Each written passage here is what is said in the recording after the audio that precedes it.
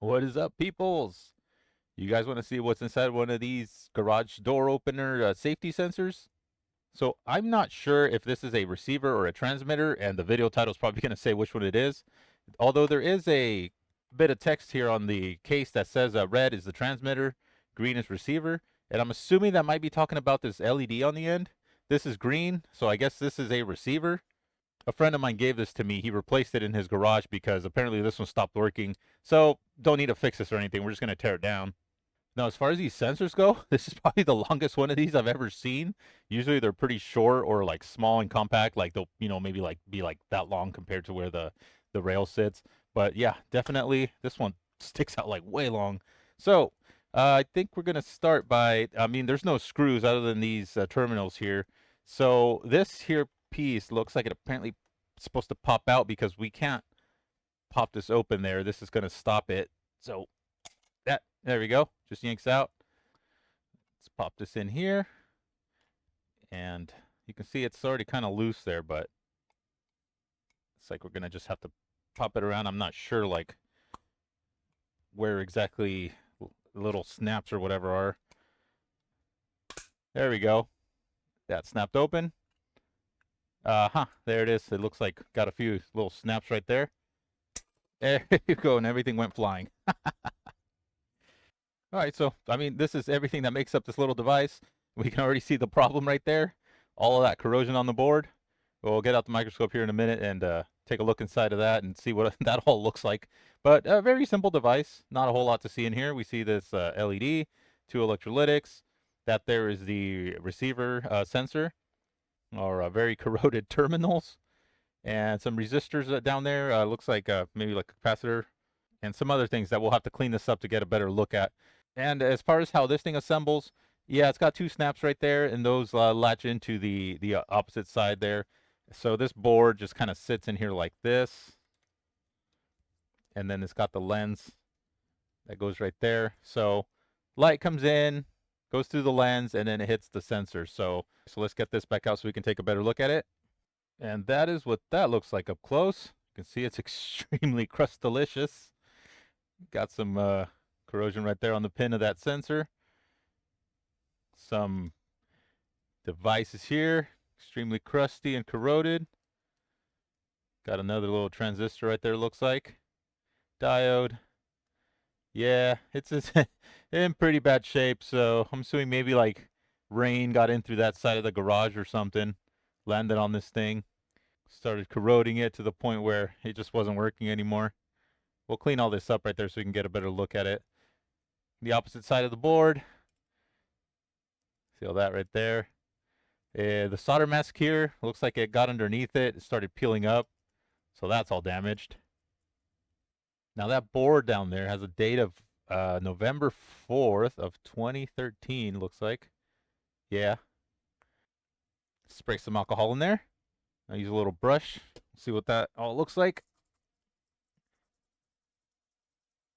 Oh, this is cleaning up pretty well.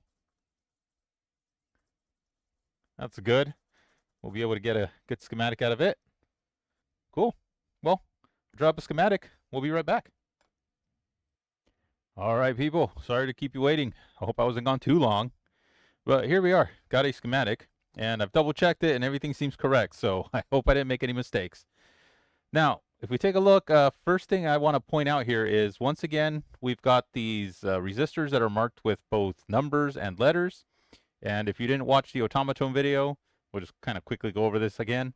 So these resistors here are what are marked in this EIA 96 format. So this little resistor color code calculator here that can be found on DigiKey's website can kind of help you with it.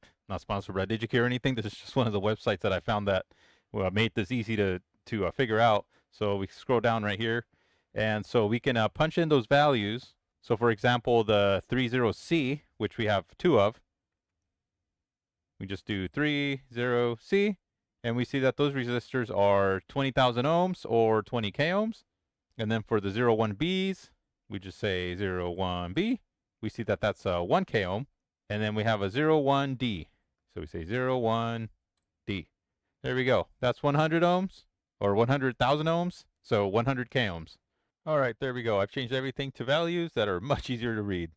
The two transistors that are on the board, we had an NPN, which was marked 1H, and then we have a PNP that's marked 2H, and those appear to be an MMBT05 and an MMBT55, respectively.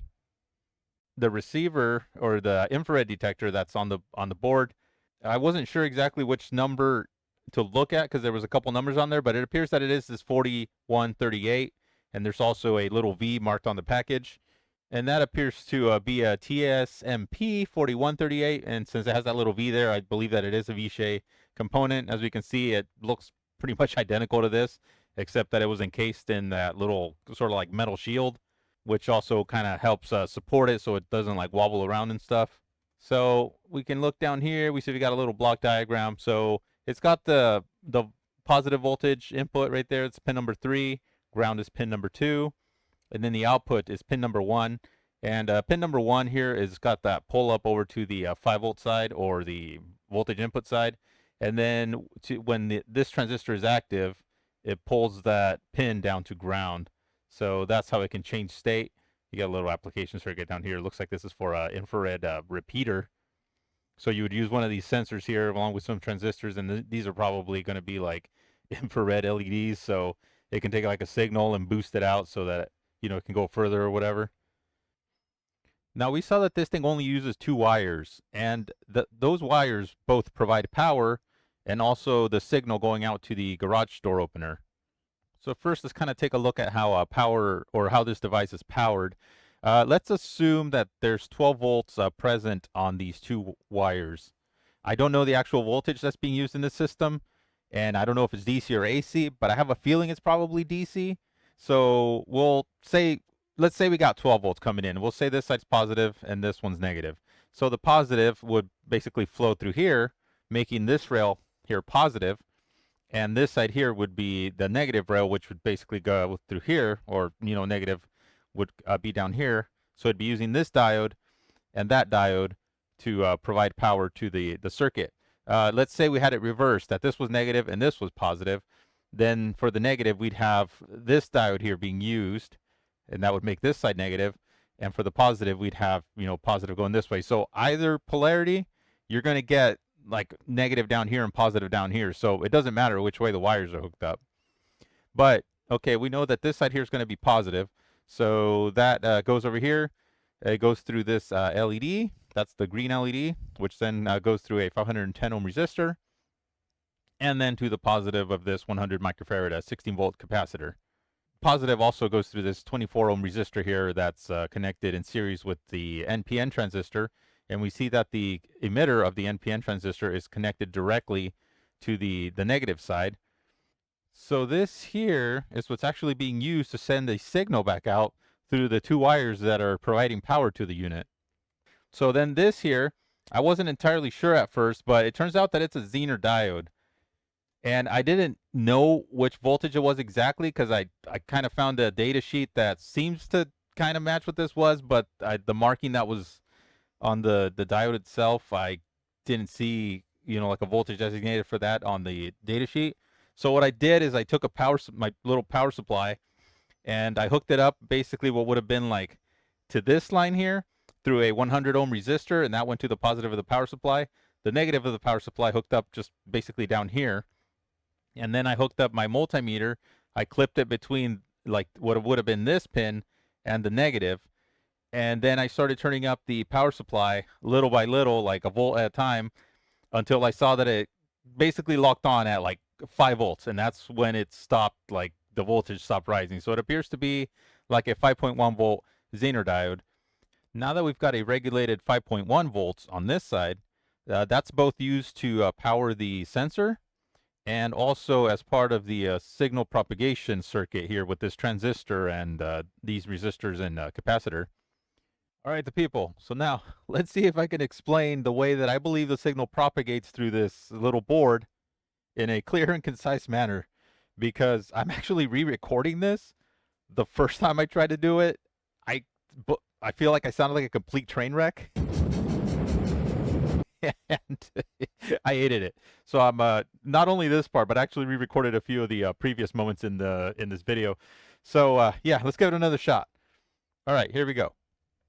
So the way I believe this works is on the receiver side here, we're going to be receiving a pulsed signal from the transmitter, and that's probably going to be in like some sort of a in the kilohertz range. I don't know the exact amount or value of that frequency, but it's going to be something repetitive.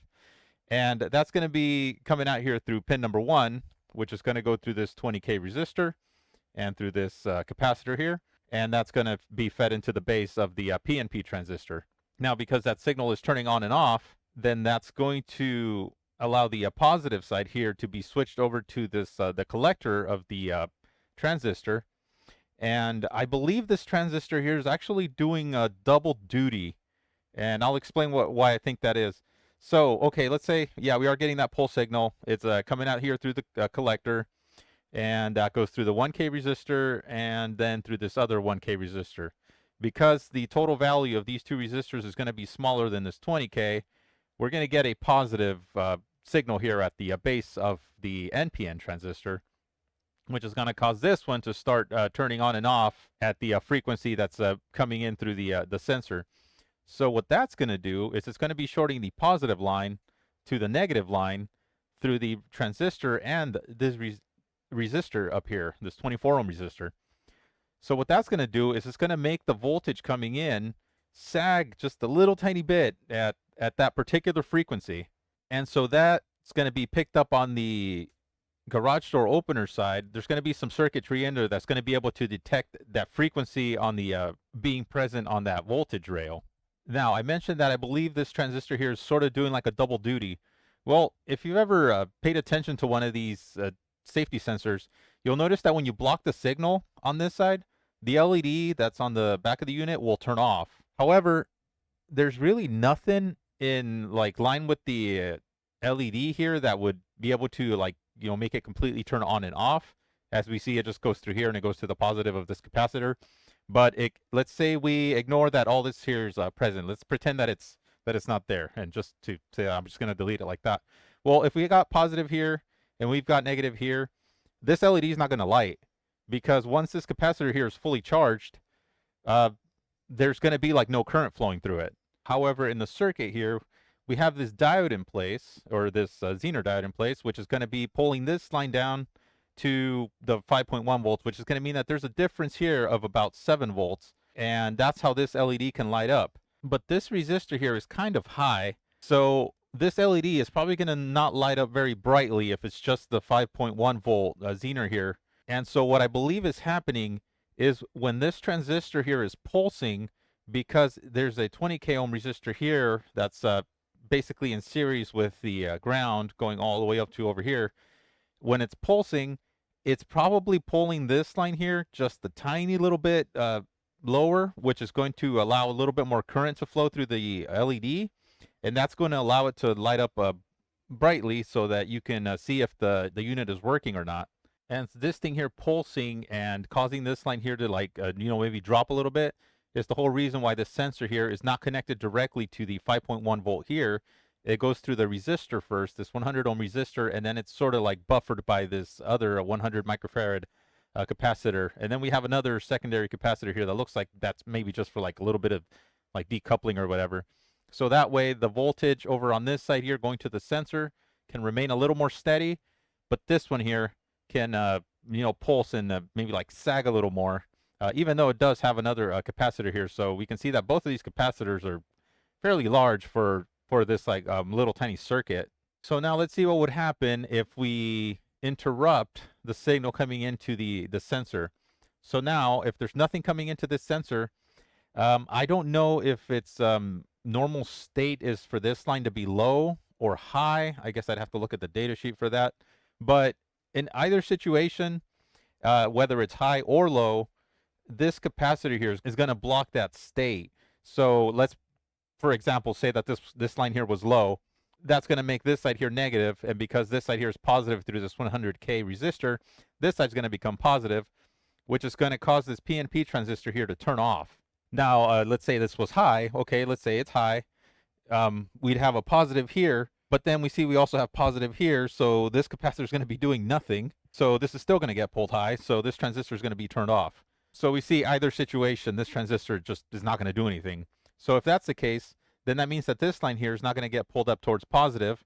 And since the base of the NPN transistor here is pulled down to negative through this 20K resistor, then this transistor here is not going to conduct either. And so that means that there's not going to be anything here repetitively shorting the positive and the negative to ground. So that voltage side that we talked about here, that would be, pulsing at the same frequency as what's being received here, is not going to be happening. So the garage door opener unit, the board inside there, is going to be able to tell that there's nothing going on here. So that would either mean that the signal here is interrupted by, something standing in the way of the sensors, like a person, an animal, or that just means that that the board here is failed in some way, as we saw this one here was like completely corroded. This little capacitor here, I didn't get the value of these. These were just the little chip capacitors, but it looks like all it's doing is maybe a little bit of maybe like bypassing here on this line, so that if some sort of a frequency is present that's not supposed to be a part of it, maybe it like kind of helps filter that out a little bit. That's my guess. So yeah, I hope that kind of made sense. I really do struggle with explaining this sort of stuff sometimes, just because like in my head I can kind of picture what's going on, but getting it out into words is kind of difficult. And sometimes I'll throw a few words out there that like don't make any sense at all, and I catch myself like once I'm like doing the editing and all that stuff. So yeah, hopefully that was a little bit more clear and you can kind of understand like what's going on in here. Alrighty, so that's what's inside one of these garage door safety sensors. Not a whole lot of complexity, but then again, it doesn't need it. It just needs to know whether or not there's something blocking the way. And it's able to do so using a minimal amount of wiring. As you can see, it's just 2 wires, so it makes them real easy to install. So, all right, thanks for joining me once again. Thanks for watching, and I will see you guys around the bench.